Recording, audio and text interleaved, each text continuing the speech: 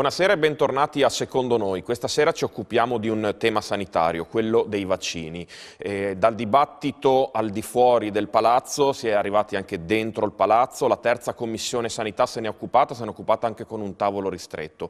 Il dibattito al di fuori del Consiglio regionale ha riguardato il sì o il no vaccinare. All'interno invece del palazzo, ma anche tra le istituzioni, il dibattito è sul come vaccinare, fermo restando questo punto. Di questo ne parliamo questa sera con la consigliera regionale del Partito Democratico Silvana Cremaschi. Buonasera consigliera. Buonasera.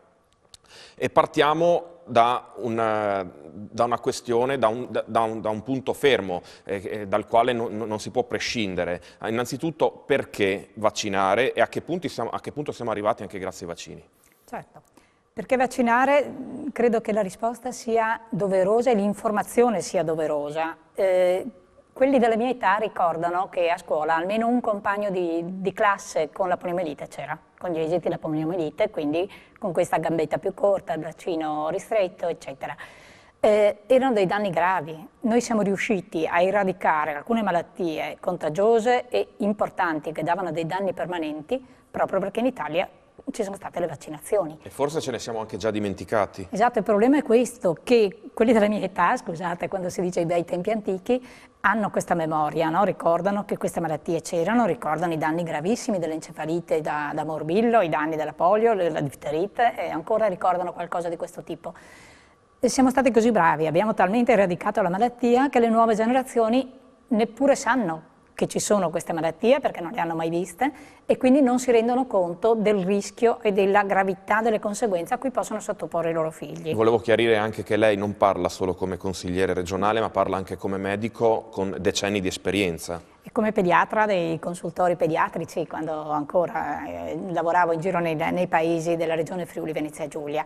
Ecco, come pediatra in particolare è importante che noi diciamo, cari genitori, sappiate che i vostri figli appena nati, nei primi 3 mesi di vita, hanno ancora una forte reazione immunitaria legata agli anticorpi materni passati durante la gravidanza.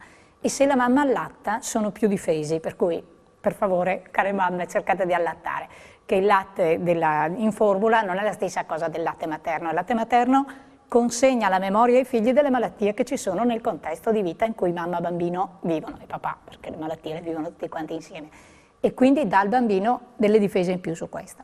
Però dopo i primi 3 mesi circa le difese non ci sono più, e prima si smette di allattare, prima le difese diminuiscono, per cui dopo i 3 mesi è giusto il momento in cui incominciamo a far vivere una vita sociale un pochino più intensa e più vivace ai nostri bimbi, e quindi li esponiamo a contrarre la malattia. E ricordiamo che ci sono di nuovo in Italia epidemie di morbillo e di pertosse, e che la pertosse nei primi mesi di vita può essere mortale, per cui prima di dire non lo vaccino sappiamo che se prende la pertosse a 3 mesi, 4 mesi, 5 mesi i rischi sono grossi. Quindi anche se non succede è bene ricordare che i bambini vanno vaccinati perché vanno protetti contro delle malattie che anche se si vedono poco comunque esistono. Comunque esistono, e quindi è una grossa responsabilità che i genitori devono avere nei confronti del benessere dei loro figli.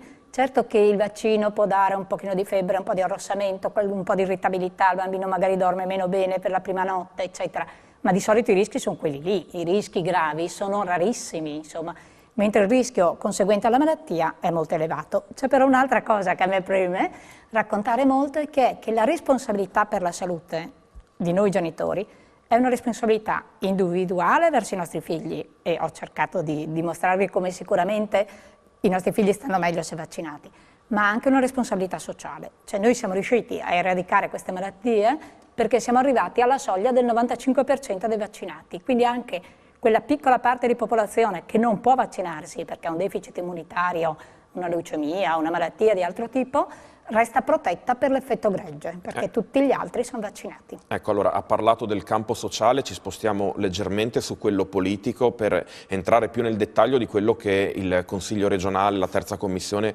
si sta occupando. Allora, abbiamo visto che ci sono delle amministrazioni pubbliche, come il Comune di Trieste, che hanno preso una via, quella dell'obbligatorietà. La Regione invece ha cercato, analizzando anche le varie proposte che sono giunte in terza commissione, di rimediare. Si è creato un tavolo ristretto, a quali risultati si è arrivati? Ecco, il tavolo ristretto si è formato perché di fronte alla proposta dell'obbligatorietà dei vaccini nelle prime età della vita, perché l'obbligo poi quando si va a scuola ce l'abbiamo in Italia, insomma, a fronte di questo l'analisi invece è che in realtà tutta l'Europa ha delle raccomandazioni molto importanti e pressanti nei confronti dei vaccini, ma ha scelto la strada della informazione consapevole delle persone, perché la salute è un fatto di diritto individuale, ma vi ricordo prima anche di responsabilità sociale, come vi dicevo prima, ma la strada che vogliamo percorrere è quella di informare in modo corretto, fare controinformazione a fronte di qualche informazione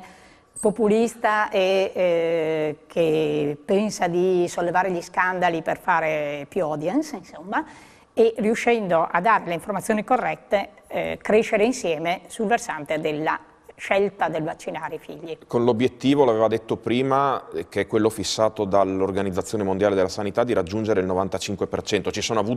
Ci sono stati dei casi anche qui in regione di problematiche? Di problematiche ce n'è perché in Italia l'effetto gregge non lo stiamo più raggiungendo, si è abbassato molto il numero delle persone vaccinate rispetto al totale.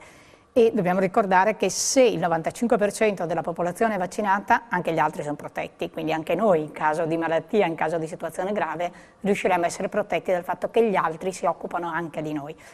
Il problema è che siccome fa più rumore un albero che cade che una foresta che cresce, è facile, perdonatemi la cattiveria con i giornalisti o con chi si occupa di informazione, è più facile sollevare il problema dell'unico caso o dei pochi casi che possono avere qualche complicazione, perché questo attiva gli animi, però crea anche l'idea di un mondo pericoloso, difficile, tutto falso, che ci dicono delle cose ma stanno cercando di fregarci. Voglio spezzare una lancia a favore della comunicazione e probabilmente lo si fa anche per ricordare che se c'è un caso è per ricordare perché si fanno i vaccini. Sì, chi usa l'informazione in modo corretto lo fa in questi termini, può esserci un caso, attenzione, che ricordate che però l'encefalite da morbillo avviene in un caso su 1000 malati, mentre l'encefalite come conseguenza del vaccino non ci sono dei dati dimostrabili che sia conseguenza diretta del vaccino, ma nel caso si riesca a dimostrarlo in una percentuale molto inferiore. Detto questo, ferma restando la competenza nazionale, statale, come si muove la Regione nell'ambito anche dell'obbligatorietà eventuale dei vaccini? Allora, nella legge nazionale sta scritto che la salute è un fattore che riguarda direttamente le persone, che quindi si deve garantire la libertà di scelta ma dando informazione consapevole.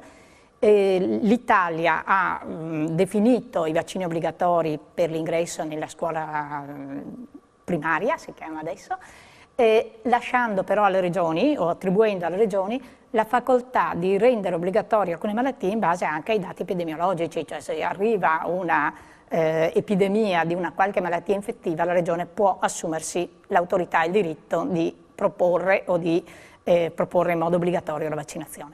In questo momento in Italia, dopo una prima fase in cui le vaccinazioni erano obbligatorie tout court, c'è stata una storia per cui le varie regioni hanno lavorato sulla non obbligatorietà ma sull'informazione.